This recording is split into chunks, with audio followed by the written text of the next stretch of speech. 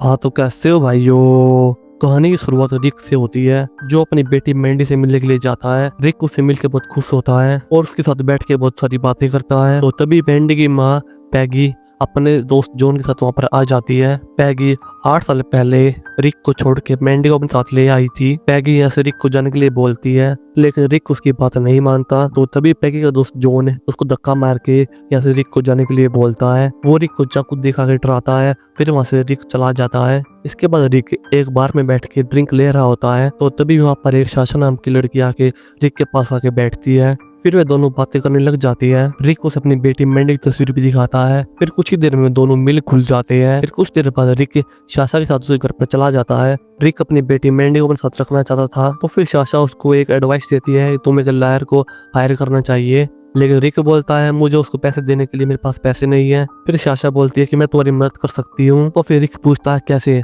तो फिर शाशा बता दी कि कल पास ही में यहाँ पर एक शो होने जा रहा है। एक्टर को वहाँ पर पूरे दिन एक्टिंग करनी होगी, वो भी बिना किसी स्क्रिप्ट के। जो एक्टर सबसे अच्छी एक्टिंग करेगा वो 5 लाख रुपए जीत जाएगा। रिक को उसकी बात पे यकीन नहीं होता और वो ना ही कोई एक्टर था, लेकिन शाशा के बार बार समझाने के बाद रिक मान जाता है। फिर अगले दिन दोनों एक घर के बाहर जाते हैं। शाशा एक घर का दरवाजा नॉक करती है, तो तभी एक आदमी दरवाजा खोलता है जिसने नकाब पहना हुआ होता है। फिर वो रिक के मोबाइल से एक पिक लेकर और वापस दरवाजा बंद कर देता है। फिर वो नकाब पहने हुआ आदमी अंदर आता है और रिक की फोटो को कंप्यूटर में डाल के किसी को फोन करता है। बाहर रिक और शाशा दरवाजा खुलने के लिए वेट कर रहे थे। तो फिर कुछ देर बाद वही नकाब पहना हुआ आदमी आता और दरवाजा खोलता है। फिर वो शाशा और रिक का फोन एक बॉक्स के अंदर डलवाता है, क्योंकि घर में किसी को भी फोन ले जाने की अनुमति नहीं थी।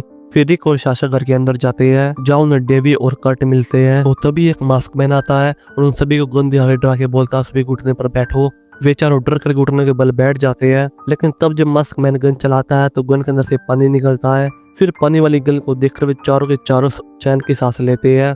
फिर हमें वहाँ पर एक अनाउंसमेंट सुनाई देती है कि मैं इस शो का डायरेक्टर हूँ और मुझे आप सभी के लोगों की डरने की एक्टिंग काफी अच्छी लगी और ऑडियंस भी ऐसी एक्टिंग देखना चाहती है। शाबाश, ऐसे ही काम करना। और फिर दोबारा से मास्क मैन आता है, जो कि यहाँ से कर्ट का गला काट देता है। फिर वे तीनों ये देख काफी डर जाते हैं और वहां से भागते हैं। तो तभी डायरेक्टर अनाउंसमेंट करता है, दोस्तों आपको एंट्री टीम कैसी लगी? मैंने आप लोगों को धोखा दिया, आपको कैसे लगा? अगर मैं आपको धोखा नहीं देता तो मेरी ऑडियंस को कुछ भी अच्छा नहीं लगता। अभी भाग कर एक कमरे में चली जाती है और दूसरी तरफ रिक और शाशा एक ही कमरे में होते हैं।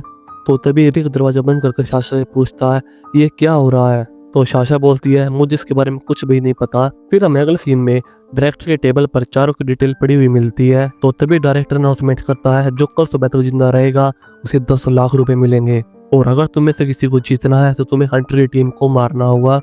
हंटर मिलकर तुम्हें मार सकते हैं और 10 लाख आपस में बांट सकते हैं। हंटर शो को अच्छा बनाने के लिए कुछ भी कर सकते हैं और घर में चारों तरफ कैमरे लगे हुए हैं, तो छिपने का कोई भी फायदा नहीं है। तो लास्ट स्टार्ट डे 1 डे। फिर अनाउंसमेंट के बाद हमें डायरेक्टर का चेहरा दिखाई जाता है और उसने भी मास्क को पहन रखा था। और डेबी जिस कमरे में थी पीछे से औरत आती है और उसकी गर्दन में एक जंक्शन लगा देती है।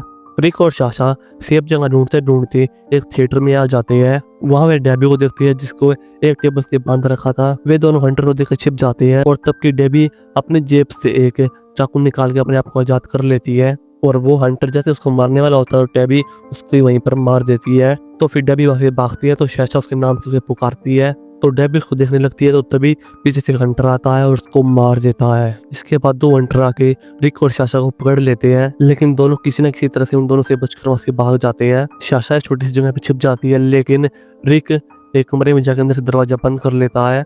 फिर वो एक रूम में उड़ जाता है, उसको वहाँ पर एक पिक्चर और न्यूज़पेपर की कटिंग मिलती है और डायरेक्टर अपने कंप्यूटर से कुछ देख रहा होता है। उसे रिक और शाशा की हर एक मूवमेंट दिखाई दे रही थी। तो तभी डायरेक्टर अनाउंसमेंट करता है कि हंटर को सूचित किया जाता है अगर आप कुछ ही मिनट के अंदर किसी को एक स्टाइल से मारते हैं तो आपको बोनस मिलेगा। फिर इसके बाद रिक एक दरवाजा खोलता है, लेकिन एक हंटर उसको गले से पकड़ लेता है। रिक उसका टैटू देखकर उसे पहचान लेता है, वो और कोई नहीं उसकी वाइफ पैगी का दोस्त जॉन था। रिक अपना गला छुड़वा कर दरवाजे को अंदर से बंद कर लेता है। फिर हमें एक अमीर आदमी अपने घर में बैठा हुआ दिखाई देता है, जिसके लैपटॉप पर लाइव बैटिंग चल रही थी कि आगे कौन मरेगा, शाशा या रिक या हंटर्स। फिर वो रिक के ऊपर बैट लगाता है। दरअसल जिस घर में रिक और शाशा थे उस घर में कैमरे लगे हुए थे, वहां से लाइव रिकॉर्डिंग हो रही थी। रिक एक बड़े से घर में एक हथियार को ढूंढ रहा था लेकिन तभी वहाँ पर एक क्लाउड हंटर आ जाता है। क्लाउड हंटर उसे अपने कोई स्टाइल से मारने की कोशिश करता है, लेकिन रिक उसे ही मार देता है। फिर रिक वहाँ से जा रहा था, तभी दूसरा हंटर आता है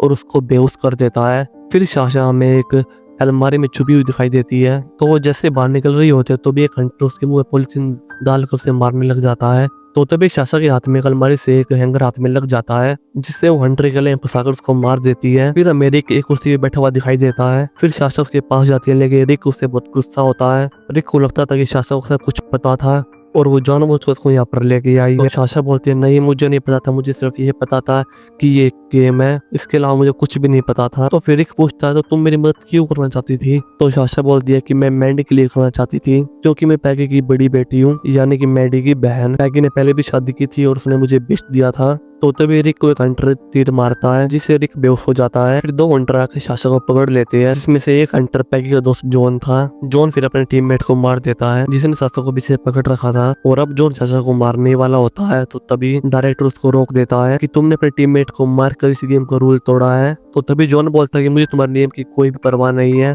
तो तभी रिक आके जॉन को मारने लग जाता है, लेकिन जॉन उसका हाथ तोड़ देता है। फिर जॉन के सिर पर रोड मार मार कर उसे मार देता है। फिर साशा ये देख के वहां से भाग जाती है। वो एक कमरे में दरवाजे को बंद करके अंदर बैठ जाती है, लेकिन जॉन उसको पकड़ लेता है। फिर वो साशा को मारने की कोशिश करता है, लेकिन साशा ही उसको उल्टा मार देती है। इसके बाद साशा आखिरी हंटर के सिर पर कुल्हाड़ी मार कर उसे मार देती है और शो जीत जाती है। फिर आखिर में साशा घर से बाहर निकलती है और नकाब पहने वाला आदमी गाड़ी में उसके पास आता है और उसको एक बैग देता है। और साशा जब बैग को खोलती है तो उसके अंदर एक बिस्किट होता है और उसके अंदर बहुत सारे पैसे होते हैं, यानी कि उसको 10 लाख रुपए मिल चुके थे। फिर साशा मैंडी को मिलने के लिए जाती है, लेकिन उसकी माँ पैगी और मैंडी वहां से जा चुके थे। दरअसल डाई इन वन डे एक बहुत बड़ा शो था, इसके ऊपर अमीर अमीर लोग अपनी बैट लगाते थे। इस शो का डायरेक्टर 2 जगह से पैसे कमाता था। पहले तो किसी को मारने की सुपारी ले लेता था और उसको शो के अंदर लालच देकर बुला लेता था, और दूसरा वो अमीरों से बैट लगवा के पैसे कमाता था। और हमें लास्ट में पता लगता है कि जो नकाब वाला आदमी था वो डायरेक्टर था, वो पुलिस वाले थे जिन्हें पैगी ने